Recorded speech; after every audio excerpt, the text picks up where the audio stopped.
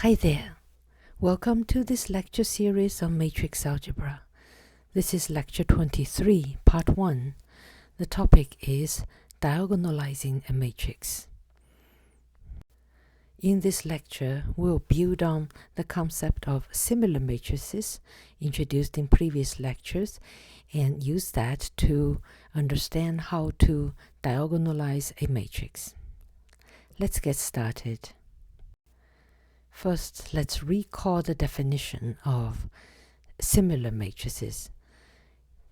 So for two square matrices of the same size, let's say n times n, A and B are two such matrices, and they are called similar if there exists an invertible matrix, let's call it P, such that B equals P inverse times AP. Also recall a theorem we have proved in the last lecture. It says that a matrix A, n by n, the square matrix, is similar to a diagonal matrix if and only if we can find a basis v1, v2, vn, ERn, or Cn, depending on A, such that these V's are all eigenvectors of the matrix A. So more specifically, in this case, we can choose a matrix P to be the matrix that collects all the eigenvectors into its column. So the column vectors will be v1, v2, and vn. And then this product, P inverse times A times P, will be a diagonal matrix where along the diagonal you will get exactly lambda 1, lambda 2, and lambda n. And these elements here are exactly corresponding eigenvalues of A, corresponding to these eigenvectors. So if you have v1 here, then you get lambda 1 corresponds to v1, and lambda 2 will correspond to v2, and so on and so forth. In this setting, a natural question one would be pondering is the following. Since it's important to find a basis of eigenvectors of A, and we don't know if that is always possible, so when and under what conditions can we always find a basis for all the eigenvectors of A? So what we have known so far is the following. If you have an eigenvalue of A, then for each eigenvalue we can find at least one eigenvector. We know how to compute that. Indeed, this eigenvector one can obtain by solving this system A minus lambda I times x equals 0 to find a non-trivial solution x. So the question is, can we find n linearly independent such eigenvectors? Let's go through several cases. So here is a theorem for the nice case, let's call that. If now A has distinct eigenvalues, and then we have the following. Let v1, v2, and vm, m is less than n, for example, we find there are eigenvectors of A, and they corresponding to distinct eigenvalues, then they are linearly independent. Let's attempt a proof. So by an assumption, we know the vk's are eigenvectors of A and correspond to lambda k as the eigenvalue. Then we have this relation A vk equal lambda k vk for all the k's. So k is here from 1 to m. And then we also know that when the index j and k are different, then lambda j is different from lambda k because we have a set of distinct eigenvalues. So to prove the theorem, we will use contradiction. So assume now, on the contrary, we assume the opposite of what the result wants. let's assume the eigenvectors are linearly dependent. And then what does that mean? That means that we can find a linear combination of v1, v2 to vm. Let's say their coefficients are c1, c2, and cm, and that is 0, where the ci's, c1, c2, and cm, they are not all 0. Then if they are not all 0, then we must have that at least 2 of them are non-zero. Because if only one is non-zero, let's say only c1 is non-zero, then you have c1, v1 is 0, and v1 is non-zero, and c1 must be 0, then they're all 0. Okay, so let's assume now 2 coefficients must be non-zero. We claim that this will in the end yield a contradiction. Okay, so let's multiply both sides by a minus lambda mi. So pick a m and we multiply by this. And then we note that if you pick up one of the term in this summation sign, let's say the term with index k, so what is a minus lambda mi times ck vk? We can first distribute, so we'll have a times this, and ck is a number, we can move in the front, we get that term, and then we get this times that, where the identity doesn't do anything, so we can write it like that. And now we use the fact that vk is an eigenvector, so a times vk will be lambda k times vk, which we put in, and then we copy the rest. And then we see that these two expressions have similar terms, ck and vk, and ck and vk. So we can take that out, and what we have is lambda k minus lambda m standing in front of it. Okay, so that will be the expression of each term. So now we're going to multiply this onto all of them, and then we do some computation. So let's say we put the 0 immediately, so this will be 0, will equal to a minus lambda mi times all these terms here. And then we use the calculation we did above. So this one times that would be to have k equals 1. So you have lambda 1 minus lambda m c1 v1. That would be the first term. And then the second one would be when k is 2, and so on and so forth. And then the second last one would be when k equals m minus 1, and then you get this. And then the last one is when it equals m, and then you get that. So you note that this put it in green. So what is special about this term? Well, we see that you have lambda m minus lambda m, so that term is actually 0, so we can drop it. Okay, dropping that term, and then we have 0 equal to this summation, and it only goes up to m minus 1, because we have one term less. So now this expression shows that the vectors v1, v2 to vm minus 1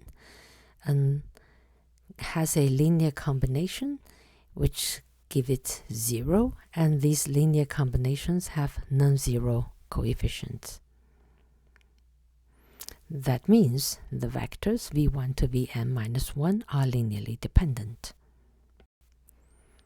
Okay, let's take a pause and look at what we have shown. So we have shown the implication. If the vector v1 to vm are linearly dependent, then we can show that the vector from v1 to vm minus 1, taking one less, they are also linearly dependent. Then we can perform induction as follows. We start from this step, and we can take one more step. So if this set of vectors are linearly dependent, you can perform exactly the same argument, and you will reach the conclusion that if you have one less vector, let's say vm minus 2 here now, then this set of vectors are also linearly dependent. And then you can keep going, and you will reach the last step, that is the vector v1, v2 are linearly dependent, would lead you to conclude that the vector v1 is linearly dependent. And then that's a contradiction. A single vector, a non-zero single vector, is not linearly dependent. Okay, so then the contradiction shows that our theorem must be correct. Okay, so this theorem now leads to the following theorem. If the characteristic polynomial of the A matrix, we'll call it P lambda, determinant of A minus lambda I, if it has n distinct roots, then this matrix A can be diagonalized. And in fact, one can form this matrix P, an invertible matrix, which is just the column vectors are just eigenvectors of A. Okay, and then P inverse times A times P will be a diagonal matrix with all the eigenvalues on the diagonal. One can offer a simple proof for that. So let now lambda 1 to lambda n be the n distinct eigenvalues of A. They could be complex numbers, but they are distinct. And then for each of these eigenvalue, we can find at least one eigenvectors, vk, by solving this system. And then by the previous theorem, these n eigenvectors are linearly independent, and therefore they form a basis for Rn.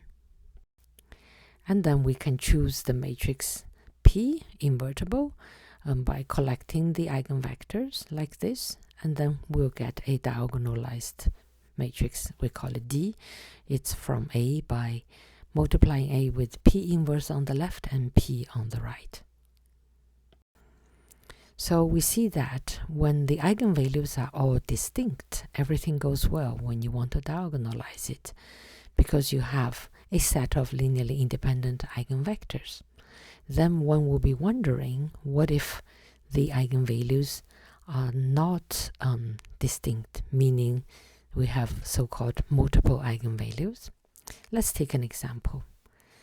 So let's consider a 3 by 3 matrix like this, and we want to find the eigenvalues and eigenvectors, and then we can form the characteristic polynomial by computing this determinant and using your favorite method of finding the determinant and factorize it. So here actually we can factorize it. You can verify it will be this expression. So this tells us that there are 3 eigenvalues. One is 8, and then we have the other 2 eigenvalues which are the same. So this is called a double eigenvalue, a multiple eigenvalue with multiplicity 2. Is 2 and 2. Okay. So for the eigenvalue equals 8, we can solve this system and find the corresponding eigenvectors. And this is this we have done many times. We know how to do it. So we find a v1, which is 1, 2, and -1.